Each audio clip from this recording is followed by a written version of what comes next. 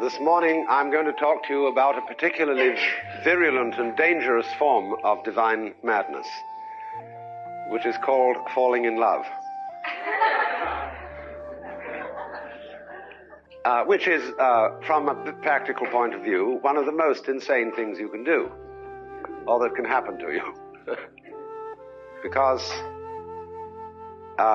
in the eyes of a given woman or a given man, an opposite who, though to the eyes of everybody else a perfectly plain and ordinary person, can appear to be God or goddess incarnate, to be such an enchantment that one can say, in the words of an old song which probably dates me, every little breeze seems to whisper Louise. Well, now, really, when we go back then to falling in love and say it's crazy, falling, you see, we don't say rising into love. There is in it the idea of the fall. And it goes back, as a matter of fact, to extremely fundamental things. That there is always a curious tie at some point between the fall and the creation. Taking this ghastly risk is the condition of there being life.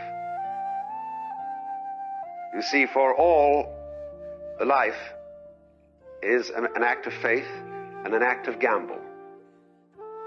The moment you take a step, you do so on an act of faith because you don't really know that the floor is not going to give under your feet. The moment you take a journey, what an act of faith. The moment you enter into any kind of human undertaking and relationship, what an act of faith. See, you've given yourself up. But this is the most powerful thing that can be done. Surrender. See, and love is an act of surrender to another person. Total abandonment. I give myself to you. Take me. Do anything you like with me. See? So, that's quite mad, because you see, it's letting things get out of control. All sensible people keep things in control. Watch it. Watch it, watch it. Security, vigilance, watch it.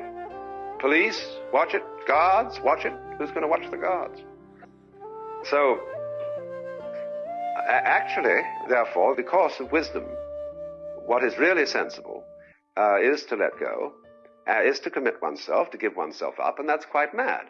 So we come to the strange conclusion that in madness lies sanity.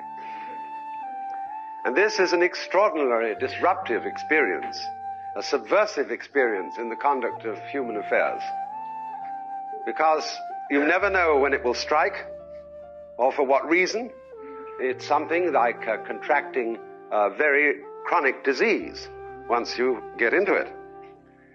And we try to resolve it sometimes by making it the basis for a marriage.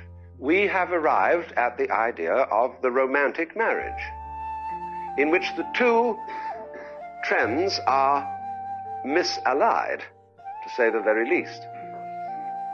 You are supposed, therefore, to fall in love with someone, and of your own choice, naturally. It has to be that way if you're going to fall in love, if that is a choice. And then enter into that relationship with a legal contract, in which you get up before a magistrate or a priest and do solemnly curse and swear that you will be faithful to each other until death do you part, which leads often to murder.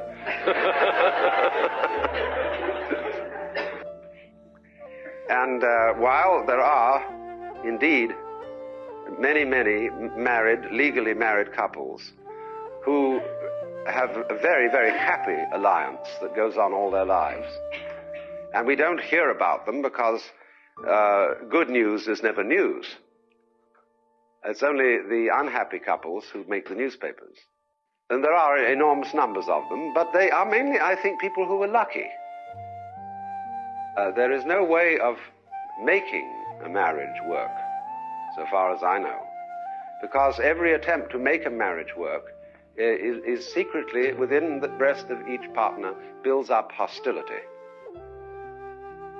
You can, I know all this, I'm speaking from a certain amount of bitter experience. You can work very hard to keep a marriage together. And as you do so, you may fail to recognize, you see, that you are being untrue to your own emotions.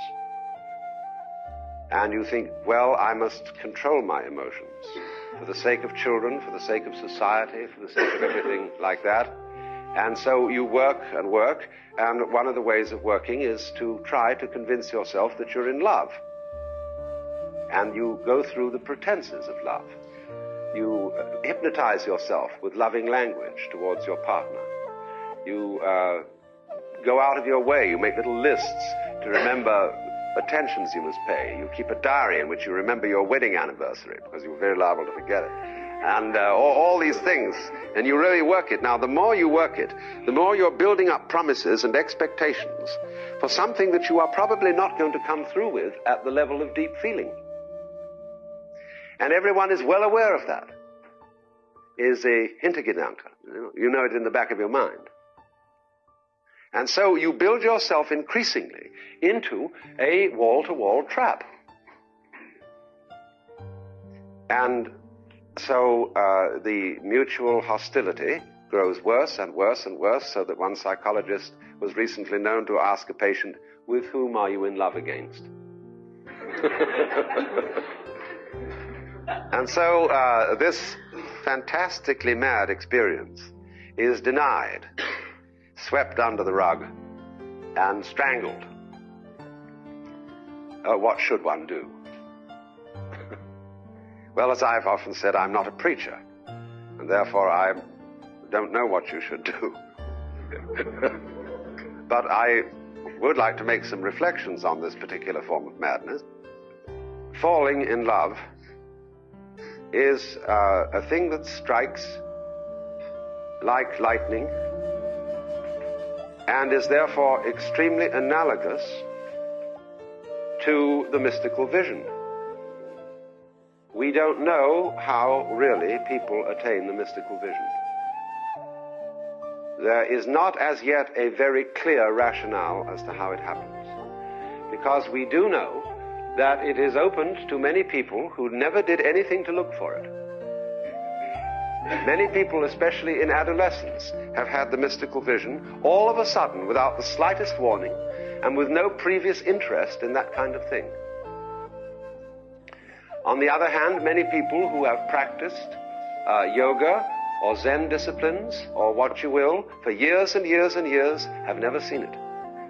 And in both classes, there are, of course, exceptions. There are those who have never had the spontaneous experience, and there are those who, through yoga or Zen, have attained this insight. But as yet, we are not clear as to why it comes about. And if there is any method of attaining it, the best one is probably to give up the whole idea of getting it. But you see, it is completely unpredictable. And so it is, in that way, like falling in love, capricious, and therefore crazy. But if you should be so fortunate as to encounter either of these experiences, it seems to me to be a total denial of life to refuse it.